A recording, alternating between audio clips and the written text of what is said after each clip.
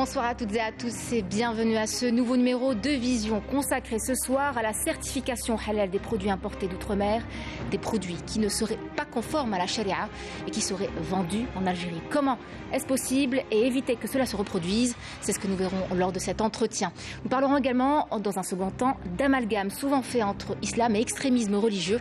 Plusieurs actions ont été entreprises par des hommes de foi et de science afin d'informer, d'accompagner et surtout de vulgariser les vraies valeurs et messages portés par l'islam. Parmi ces valeureux scientifiques et hommes de foi, Shamseddine Mohamed Hafiz, recteur de la Grande Mosquée de Paris, qui nous fait l'honneur d'être notre invité ce soir. Monsieur Hafiz, bonsoir. Bonsoir, madame.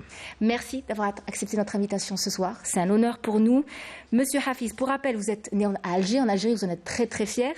Vous êtes depuis janvier 2020 recteur de la Grande Mosquée de Paris.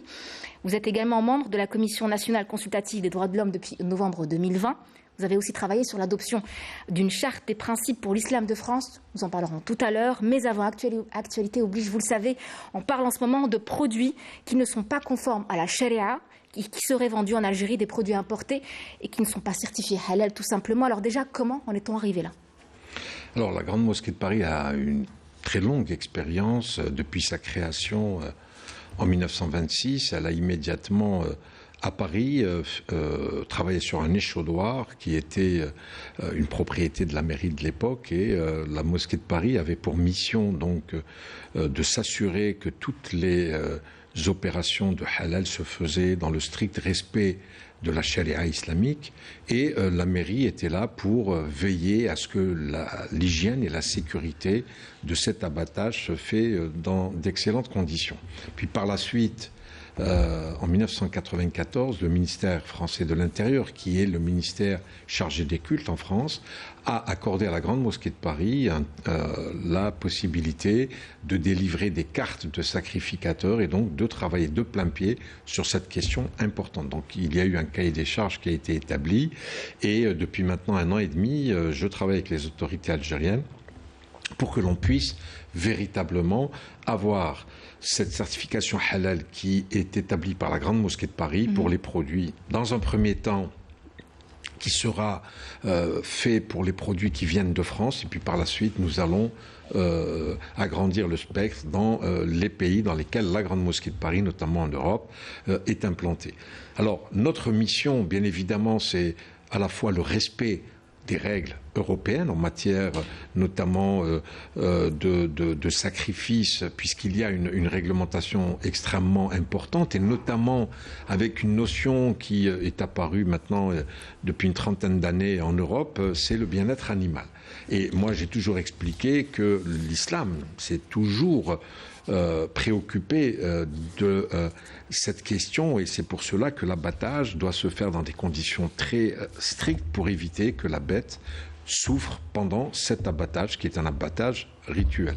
Et donc le ministère des Affaires religieuses et des Waqf algériens avec le ministre, le docteur Youssef Belmadi, on a travaillé donc sur ce cahier des charges pour qu'il y ait véritablement un travail de suivi et nous avons donc avec monsieur le ministre du Commerce qui est président de la commission chargée des opérations de halal, donc nous a donné ce mandatement pour que la Grande Mosquée de Paris, à partir du début janvier de l'année prochaine, 2023, donc dans quelques jours aujourd'hui, que nous puissions être opérationnels. Donc lorsque je suis venu il y a quelques jours, nous avons remis les certificats conformes avec le logo officiel de la Grande Mosquée de Paris pour qu'ils soient distribués dans les différentes administrations pour que on puisse procéder à toutes les vérifications nécessaires.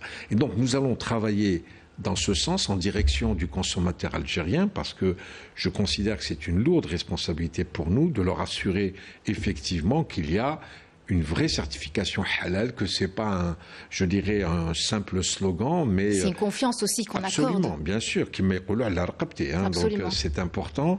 Et moi, j'ai impliqué depuis mon arrivée à la Grande Mosquée de Paris, j'ai impliqué les imams. Nous avons 120 imams qui sont détachés d'Algérie, donc qui viennent à la Grande Mosquée de Paris, qui sont répartis dans les différents lieux de culte en France qui dépendent de la Grande Mosquée de Paris.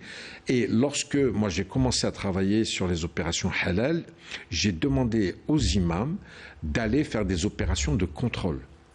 dans les abattoirs, dans les différentes boucheries, etc., pour qu'effectivement, je dirais la chaîne du halal soit en permanence contrôlée. Depuis le début, avec l'opération du sacrificateur, jusqu'au moment où la bête quitte l'abattoir. Et je dois dire également qu'il ne s'agit pas uniquement de l'abattage rituel des bovins ou des ovins. Il y a également aujourd'hui de plus en plus, les consommateurs sont extrêmement préoccupés par les biscuits, les bonbons, les médicaments, le cosmétique. Nous avons de nombreuses demandes et nous certifions un certain nombre de produits qui vont notamment dans les pays du Golfe où effectivement là il y a une réglementation extrêmement stricte et nous allons donner notre expertise donc à ces deux ministères pour pouvoir véritablement agréer, certifier des produits qui pourront arriver en Algérie, qui pourront être consommés dans le strict respect de la loi islamique. D'accord. Alors, est-ce que la certification des produits importés par l'Algérie doivent être certifiés à l'étranger ou en Algérie par des organismes algériens? Alors il y a des organismes algériens qui vont faire des contrôles. Nous sommes en contact avec les différents organismes. Mais ce qui est important, c'est que aujourd'hui, lorsque vous avez un abattoir en Argentine ou en Irlande, ce sont, je dirais, les contrôleurs de la Grande Mosquée de Paris qui se déplaceront sur ces sites pour pouvoir vérifier est-ce que ces bêtes vont être abattues selon le rite islamique. Et donc nous avons un cahier des charges que nous donnerons donc à l'ensemble des opérateurs économiques qui comptent exporter des produits de ce type vers l'Algérie. Nous allons leur donner leur cahier des charges qui sera mis à leur disposition sur le site internet de la Grande Mosquée de Paris pour qu'effectivement il y ait un respect.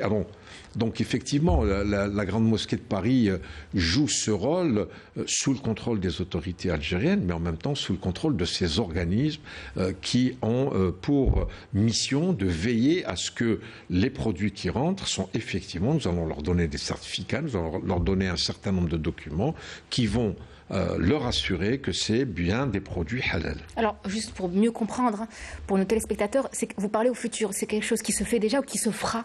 Pour l'Algérie, ça se fera à partir je vous ai dit, du début janvier. Bien évidemment, voilà. Nous avons cette expérience, nous le faisons à la fois en France et dans d'autres pays musulmans qui nous sollicitent. Et donc, nous avons cette expérience.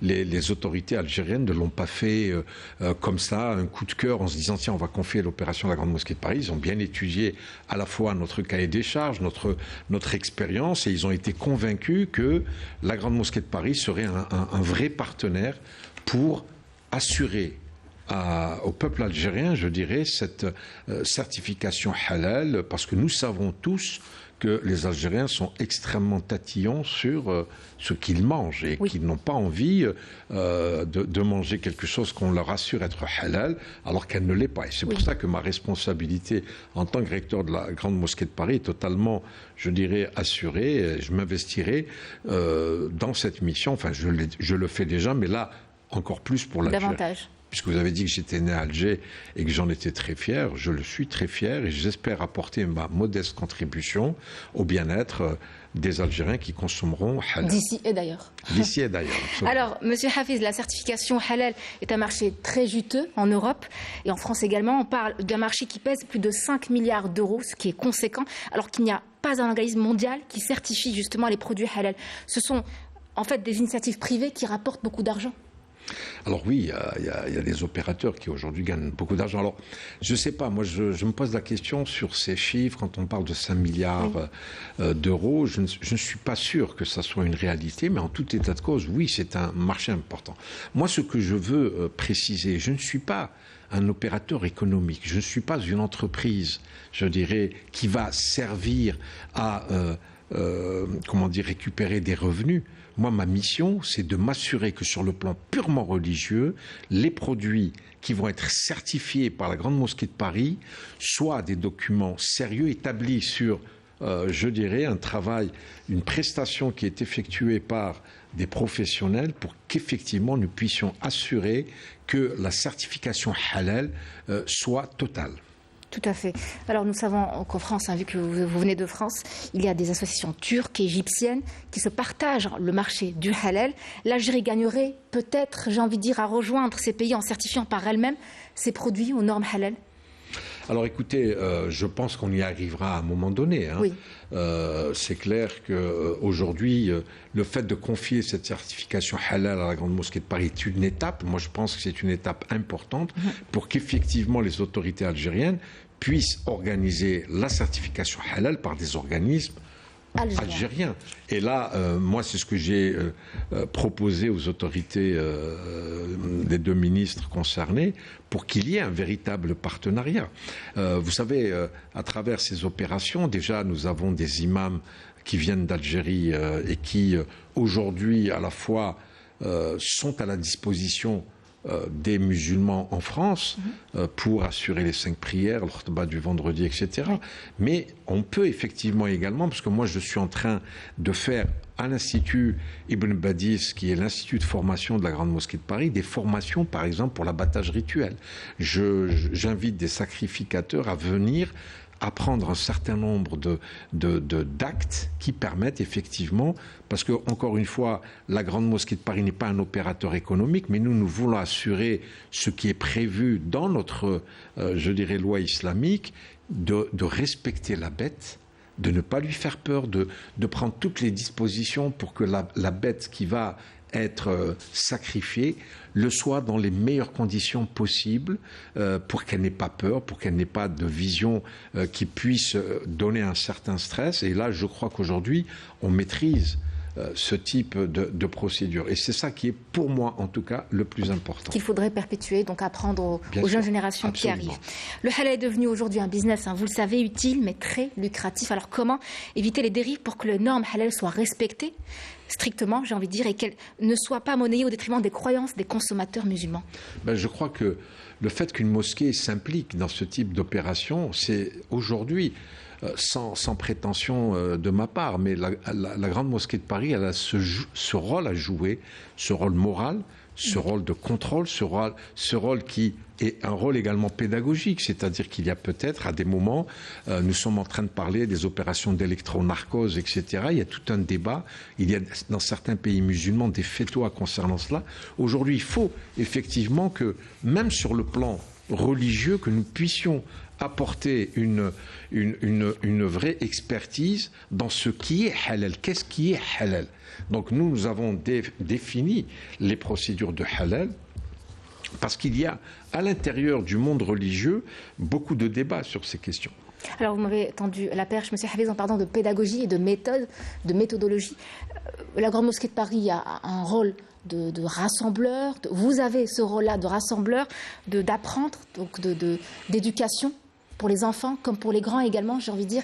Donc voilà, vraiment, pour nous synthétiser vraiment rapidement les grands axes, les grandes missions de la Grande Mosquée de Paris à l'heure qu'il est, aujourd'hui en 2022. Alors la Grande Mosquée de Paris a une tradition, c'est un lieu de culte, mais en même temps c'est un lieu de rencontre. C'est un lieu où tous les musulmans du monde entier puissent se retrouver, les uns pour faire la prière, les autres pour venir simplement bavarder. Vous savez, pendant les moments importants du calendrier musulman, et notamment le Ramadan, nous voyons déjà une certaine liesse, je dirais, à la veille du premier jour du Ramadan, lorsqu'on est dans l'expectative, est-ce que ça sera demain ou après-demain? Il y a beaucoup d'enfants, beaucoup de familles. À la Mosquée de Paris, elle est complètement, je dirais, occupée par ces gens-là qui viennent. Il y a des mamans, des papas qui vont donner la possibilité à leurs enfants de commencer le premier jour du Ramadan dans leur vie. Donc tout ça est important. Il y a un côté de convivialité que moi je trouve capital, la veillée du 27e jour, donc tous ces éléments font que la Grande Mosquée de Paris a je dirais, un rôle important de réunir, de rassembler, comme vous avez dit, une mosquée a, je dirais, un objet de rassemblement. le Jumu'ah, le Jama'. Le Jama', c'est rassembler les musulmans, réunir les musulmans. Et donc, j'ai considéré qu'il y avait également un rôle à jouer pour la Grande Mosquée de Paris, c'est d'organiser la communauté nationale. Donc, cette communauté nationale, nous essayons de l'organiser. Vous savez, depuis la fin de l'amicale des Algériens en Europe, à la fin des années 80, il n'y a plus véritablement de possibilité d'organiser la communauté. Il y a eu des tentatives, mais qui généralement se sont toujours terminées par des échecs. Et donc moi j'ai pris vraiment à bras le corps cette mission. Merci. Et j'ai commencé à réunir autour de la mosquée un certain nombre de ce qu'on appellerait de gens de la société civile. D'abord, je leur ai expliqué qu'ils n'étaient pas là pour, je dirais, faire prévaloir l'islam. Ce n'est pas leur rôle. Ce sont les imams, ce sont ceux qui vont dans la salle de prière. Mais qu'on pouvait, dans cet espace, s'organiser, se rencontrer et surtout, rappeler à cette communauté nationale de France qu'elle a un rôle à jouer vis-à-vis de l'Algérie, qu'il y a véritablement des relais entre la communauté nationale en France et l'Algérie. Et j'ai commencé par une première opération. Ça m'a été demandé par Monsieur le Président de la République, Abdelmadjid Tebboune, à l'occasion de l'ouverture des Jeux méditerranéens à Oran. Il m'a demandé d'inviter 50 jeunes que Monsieur le Président a invités, qui sont venus. C'était la première fois que ces 50 jeunes foulaient le sol algérien et ils sont repartis 10 jours plus tard avec, je dirais, les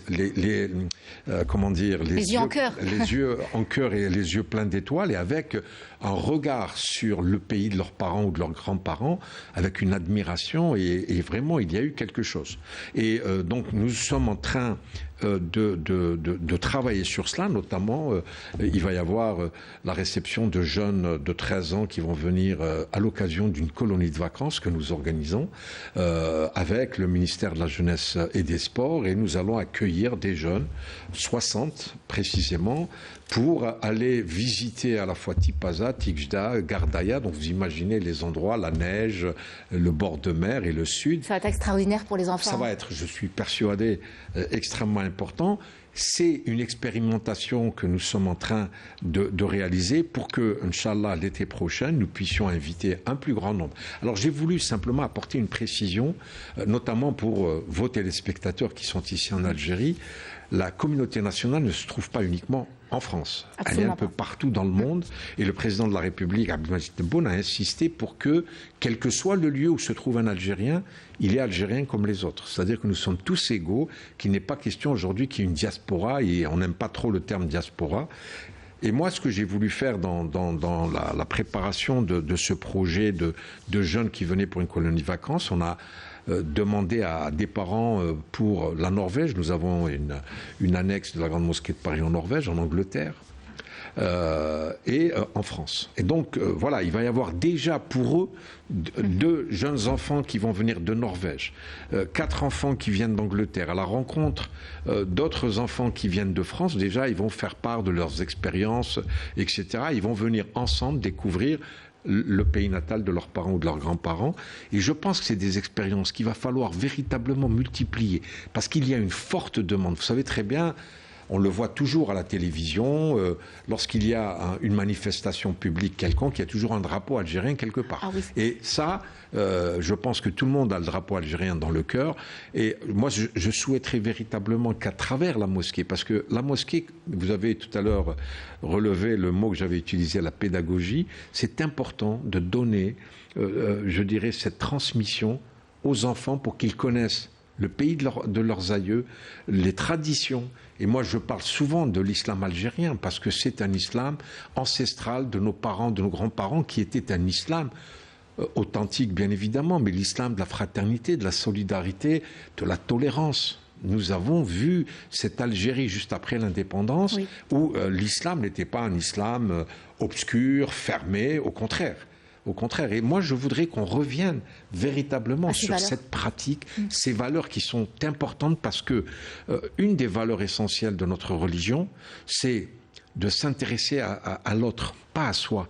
c'est un acte de foi. Lorsque j'essaye, à vous qui êtes en face de moi, d'essayer de vérifier que vous avez du confort, que vous n'avez pas d'anxiété, que vous avez véritablement, parce que je dois vous regarder avec bienveillance. C'est ça le regard d'un musulman. C'est pas la jalousie, la convoitise, etc., etc. Et ça, je crois que dans nos traditions les plus anciennes est ancrée dans notre terre cette notion de s'intéresser à l'autre. On le voit bien quand un étranger en Algérie ou dans les ruelles de la Casbah se promène et qu'on sait qu'il est algérien. Regardez comment les portes s'ouvrent, comment on l'invite à prendre du thé. Même lorsqu'il n'est pas algérien. Je dis surtout l'étranger, parce que nous avons cette notion d'hospitalité en nous. Et ça veut dire quoi, cette hospitalité? Elle est basée sur quoi? Sur une valeur religieuse musulmane qui nous a été transmise par nos parents et nos grands-parents. Donc je crois que c'est ça qui est important de faire. Et donc moi, à la mosquée de Paris, c'est ce que j'essaie de transmettre comme véritable valeur, c'est la bienveillance. Aujourd'hui, c'est important d'être bienveillant. Mais pas que ça.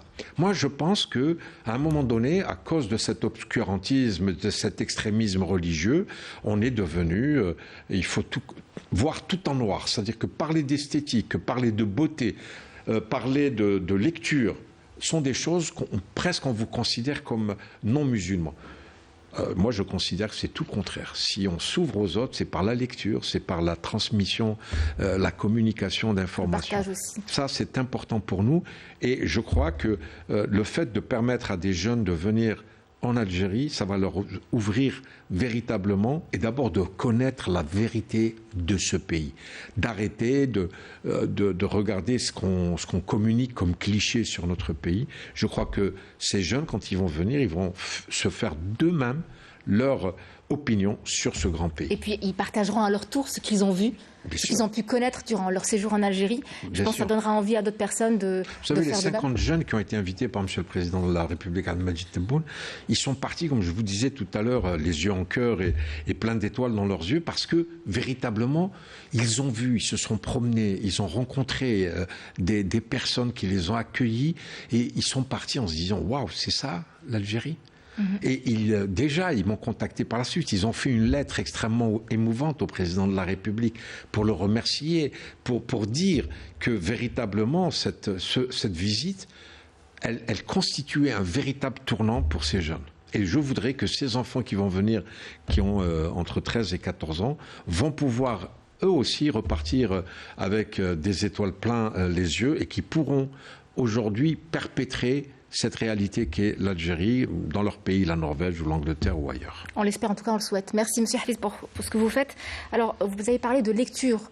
Ces valeurs-là dont vous parlez, ça se transmet aussi par la lecture, par le biais de livres. Vous savez, n'oubliez pas que le premier mot qu'a entendu le prophète Mohammed sallallahu alayhi wa sallam, c'était « Iqra ». Oui. Donc, et le qalam, ce sont, je dirais, deux mots qui reviennent très souvent lorsqu'on parcourt notre noble Coran. Et donc j'ai voulu effectivement d'abord aider nos jeunes qui sont de l'autre côté de la Méditerranée, qui font un effort d'écrire et qui malheureusement ne sont pas toujours récompensés. Donc j'ai créé un prix littéraire de la Grande Mosquée de Paris et j'ai eu le bonheur le 8 décembre dernier d'accorder une récompense à deux franco-algériens, donc Karima Berger pour un essai sur la femme. Parce que je vous ferai une petite confidence, c'est que pour moi, la femme est vraiment l'avenir de l'islam. Parce que la femme est un curseur dans une société. Lorsque la femme va bien, la société va bien. Lorsque la femme est enfermée, lorsque on la cache, cela veut dire qu'il faut faire attention, la société est en mauvais état. Et donc cette femme qui a eu ce prix, ça m'a donné beaucoup de plaisir parce que dans mon dernier livre, j'avais intitulé un chapitre La femme est l'avenir de l'islam.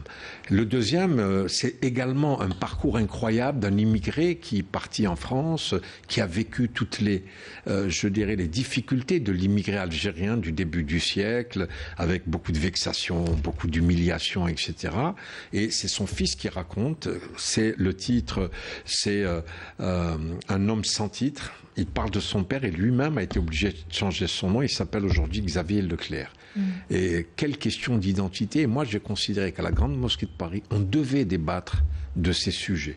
Et quand vous avez des immortels comme Hélène Carrère d'Ancos ou Jean-Robert Pitt ou des grandes maisons d'édition, des journalistes, des historiens comme Benjamin Stora font partie de ce jury, ça donne beaucoup de crédibilité à la fois à la Grande Mosquée de Paris, à la religion, et c'est ça qui est important. C'est-à-dire qu'il faut aujourd'hui faire en sorte pour que ces personnes, ces personnalités, ces intellectuels puissent avoir un autre regard sur, malheureusement, ce qu'on considère aujourd'hui être l'islam.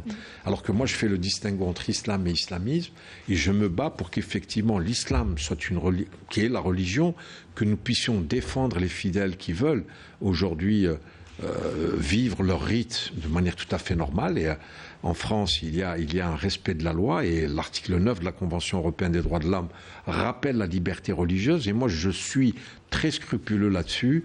Toute personne qui rentre à la mosquée de Paris doit d'abord trouver les conditions, je dirais, idéales pour pouvoir exercer son rite, c'est-à-dire une salle d'ablution, une salle de prière, un imam compétent. Et de l'autre côté, ce qui est également important, c'est de montrer que le musulman peut se comporter dans un pays laïque comme la France, ou en tout cas dans l'Occident, à la fois être musulman, mais en même temps être citoyen du pays dans lequel il est. Et je crois que c'est important parce qu'aujourd'hui, vous voyez la vision à la fois du président Tebboune et du président Macron. Le président Macron a fait un discours sur la binationalité. C'était un tabou à l'époque. D'être à la fois algérien et français, c'était un tabou. Le président Tebboune l'a déjà brisé. Le président de l'histoire Macron que l'Algérie a suivi. avec la France. Absolument. Oui. Aujourd'hui, bien évidemment, il faut essayer de reconstruire. Là, c'est pas mon rôle. Moi, je suis une passerelle, je dirais, de peuple. Mais après, il y a des historiens qui travaillent sur la mémoire, etc. Mais oui, il est important parce que, vous savez, quand l'Algérie va mal, en France, les Algériens de France ne sont pas bien. Oui. Parce que c'est la maman. L'Algérie, c'est vraiment la maman de toutes. Et aujourd'hui, le président de la République, vous allez voir le comportement des jeunes par rapport au président, qu'il considère comme le papa aujourd'hui de la nation algérienne. On l'a vu pendant la période du Covid, etc. Et je crois que tout cela fait que lorsque un jeune franco-algérien qui se trouve bien en harmonie avec lui-même en France ou en Algérie, c'est également un barrage contre l'extrémisme religieux. Merci. Monsieur Shamseddine Mohamed Hafiz, vous êtes recteur de la Grande Mosquée de Paris. Merci de nous avoir fait l'honneur de nous accorder cet entretien très court, mais très fort intéressant. Merci pour votre bienveillance et pour tout ce que vous faites de l'autre côté de la Méditerranée, mais également dans d'autres pays. Je remercie également nos chers téléspectateurs de nous avoir suivis. Je vous dis à très vite et portez-vous bien. Bonne continuation.